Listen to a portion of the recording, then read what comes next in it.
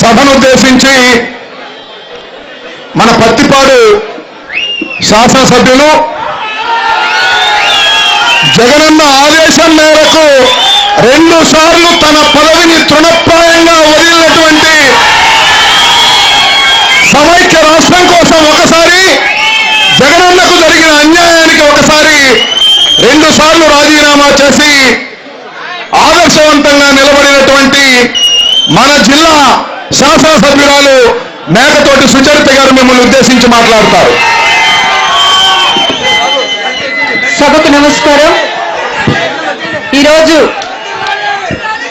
సమైక్యాంధ్ర కోరుతూ మరి ఆమరణ నిరాహార దీక్షకు కూర్చున్నటువంటి వైఎస్ఆర్ కాంగ్రెస్ పార్టీ గౌరవ అధ్యక్షులు శ్రీమతి విజయమ్మ గారికి మద్దతుగా విచ్చేసినటువంటి నాయకులకు, ప్రజానీకానికి, పాత్రికేయులకు అందరికీ పేరు పేరున హృదయపూర్వక నమస్కారం తెలియజేసుకుంటూ, మరి దివంగత నేత డాక్టర్ వైఎస్ రాజశేఖర రెడ్డి గారు ఉన్నప్పుడు రాష్ట్రం ఏ విధంగా ఉంది, ఈ రోజు రాష్ట్రం ఏ విధంగా ఉందో ఒకసారి మనమందరం కూడా గమనించాల్సినటువంటి అవసరం ఉంది.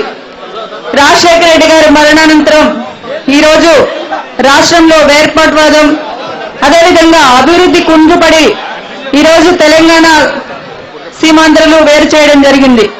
మరి సీమాంధ్ర ప్రజలకు హైదరాబాద్ను వేరు చేసి మరి ఇక్కడ ఉద్యోగాలు కానివ్వండి, నీటి వసతులు కానివ్వండి ఏ విధంగా కల్పిస్తారు అన్న దాని మీద ఒక స్పష్టత ఇవ్వకుండా ఈరోజు రాష్ట్రాన్ని ముక్కలు చేసి కేవలం ఓట్లు, సీట్లు ప్రాతిపదికగా ఈ విభజన చేయడం జరిగింది.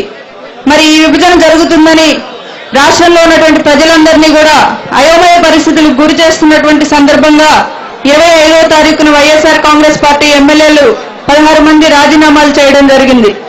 తర్వాత వచ్చినటువంటి ప్రకటన అనంతరం పెద్దలు రాజమోహన్ రెడ్డి గారు, అదేవిధంగా మన అధ్యక్షులు జగన్మోహన్ రెడ్డి గారు, గౌరవ అధ్యక్షులు విజయమ్మ గారు కూడా మరి ఏమైనా స్పష్టత లేకుండా ఈ విధంగా అది విభజించడం మంచిది కాదు, 2 ప్రజలకు, 2 ప్రాంతాల ప్రజలకు న్యాయం చేయాలని వారు కూడా రాజీనామా చేసి ఈ రోజు ఆమరణ నిరాహార దీక్షకు కూర్చోవడం జరిగింది.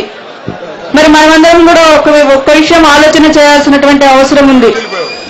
ఈ విధంగా ఒక ప్రాంతాన్ని అన్యాయం చేసే విధంగా వారు నిర్ణయం తీసుకున్నారు. నిర్ణయం తీసుకోవడం మంచిదే, కానీ ఈ విధమైనటువంటి ఈ ప్రాంత ప్రజలకు ఏ విధమైనటువంటి న్యాయం చేస్తారు అని ప్రశ్నిస్తే వాళ్ళకు సమాధానం లేదు. అదేవిధంగా మరి ఉన్నటువంటి మంత్రులు, సీమాంధ్ర ఎమ్మెల్యేలు అందరూ కూడా రాజీనామా చేయాలని చెప్పేసి మరి ప్రజలు, ఎన్జిఓలు డిమాండ్ చేస్తూ ఈ రోజు ఉద్యమంలోకి రావడం జరిగింది. ఇది కేవలం ప్రజా ఉద్యమం తప్పితే రాజకీయ పార్టీల నుండి వచ్చినటువంటి ఉద్యమం కాదు.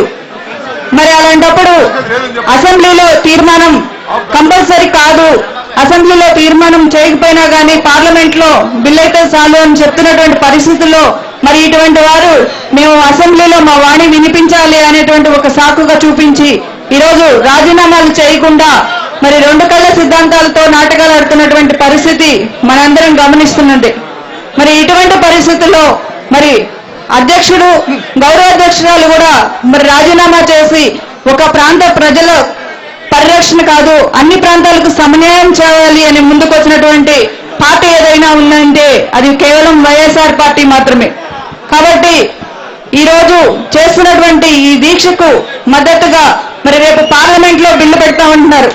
పార్లమెంట్ లో మా వాదనలు వినిపించాలి కాబట్టి మేము రాజీనామాలు చేయట్లేదని చెప్తా ఉన్నారు. మరి పార్లమెంట్ లో మీరందరూ రాజీనామాలు చేసి రాజ్యాంగం సంక్షోభం సృష్టిస్తే ఖచ్చితంగా ఈ బిల్లు పాస్ అవ్వకుండా ఉంటుంది. కాబట్టి మరి మీరందరూ కూడా రాజీనామాలు చేసి ప్రజా ఉద్యమంలోకి రావాలని చెప్పి కోరుకుంటూ మరి ఈ రోజు ఆమరణ దీక్ష చేసినటువంటి విజయమ్మ గారికి మద్దతుగా తరలి వచ్చినటువంటి ప్రతి ఒక్కరికి పేరు పేరున హృదయపూర్వక కృతజ్ఞతలు తెలియజేస్తూ సెలవు తీసుకుంటాం.